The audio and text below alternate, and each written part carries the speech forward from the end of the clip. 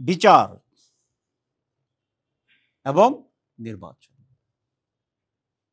তো তাহলে নির্বাচনের আগেই আরো দুটো কাজ সারতে হবে আমাদেরকে।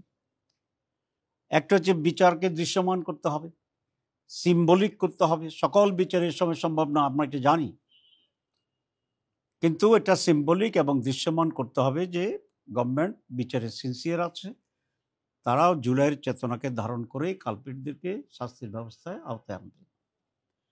আর 2 নম্বর হচ্ছে সংস্কার। এটা প্রধান উপদেষ্টা বলছেন এটা আমার মূল এজেন্ডা। আগের মতোই যদি আমরা থেকে যাই পুরোপুরি ভাবে, তো তাহলে what is the difference between this government and the last government? যেহেতু লাস্ট গভর্নমেন্ট অবৈধ, এখানে বৈধতা আছে। আর আপনারা জানেন যে প্রায় 2 মাস আমরা সংস্কারের ব্যাপারে অনেকগুলো দল একসাথে বসে এক্সারসাইজ করেছি, আমাকেও প্রচুর সময় দিতে হয়েছে, আমরা ঐক্যমত্যেও পৌঁছতে পেরেছি। কিন্তু হঠাৎ করে সেখানে একটা শ্লথতা আমরা দেখলাম যে আমরা একমত হয়েছি, তারপরে কি? একমত আমরা এই জন্যই হয়েছি যাতে এগুলো ইমপ্লিমেন্ট করা যায়। তো সেই জন্য আমরা বলেছি এটা আইনের ভিত্তি দিতে হবে, এটা পসিবল। যে বিভ্রান্তি চড়াচ্ছে যে গভর্নমেন্টের সময় এটা সম্ভব নয়, এটা একেবারেই বিভ্রান্তি এবং মিথ্যাচার। আপনারা জানেন যে পাকিস্তানের 70 যে নির্বাচন হয়েছিল, এটা লিগেল ফ্রেমওয়ার্কের মাধ্যমে হয়েছিল। তখন তো মার্শাল ল ছিল ইয়াহিয়া খানের, তো সে নজির আমাদের আছে।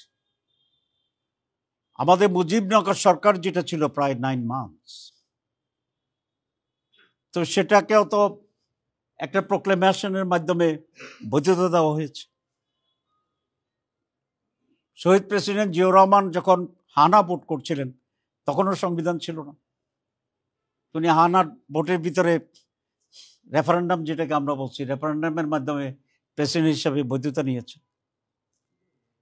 এবং আরো 2টি রেফারেন্ডামের পরেও আরো 2টি উনি প্রোক্লেমেশন করেছিলেন সেই সময়। আমাদের এরশাদ সাহেবের সময়ও 2টি প্রোক্লেমেশন ছিল।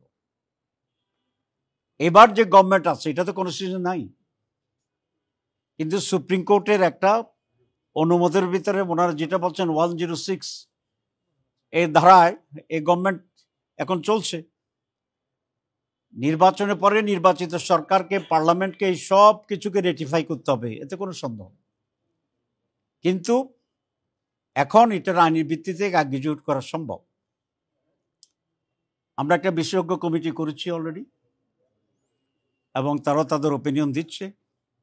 আমি পত্রিকায় সাংবাদিক সম্মেলনের মাধ্যমে দেখেছি ঐক্যমত্য কমিশনের যিনি ভাইস চেয়ারম্যান বা আমাদের মিটিংয়ের সভাপতি ছিল, উনি দেখলাম বলছে যে ওনারা এক্সপার্ট কমিটির সাথে আলোচনা করবে।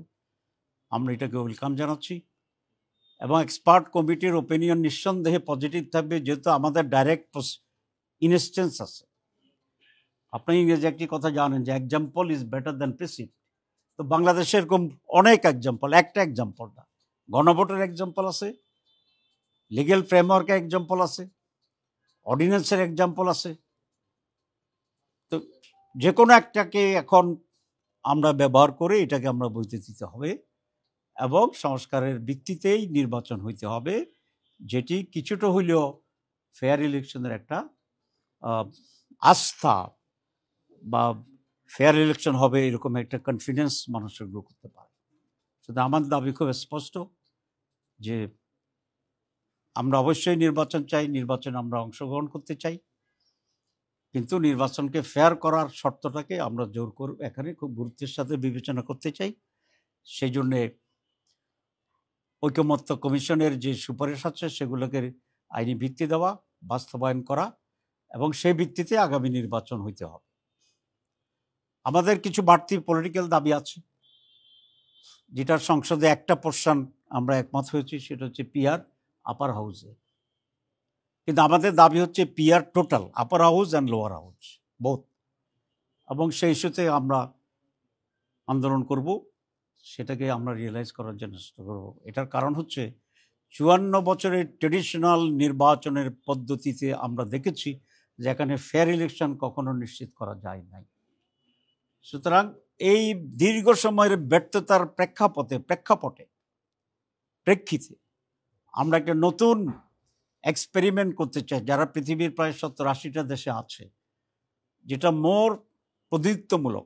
একজন 51% পেয়েছে, একজন 49% পেয়েছে। বর্তমান ট্রেডিশনাল সিস্টেমে যিনি 51 পেয়েছেন উনি গলায় মালা পরবেন জিন্দাবাদ, আর যিনি মাত্র 2% কম পাইছেন তিনি জিরো হয়ে যাবেন। আগে যখন ইলেকশন করতাম বিশেষ করে মহিলারা বলতো বাবা ভোট পছাবো না, তখন বুঝতাম না, এখন তো ঠিকই আছে, মানে that will not be valued at all. কিন্তু পিআর সিস্টেমে আপনি 49% এখানে পেয়েছেন, আর কোথাও আপনি 52% পেয়েছেন, আর কোথাও আপনি 10% পেয়েছেন।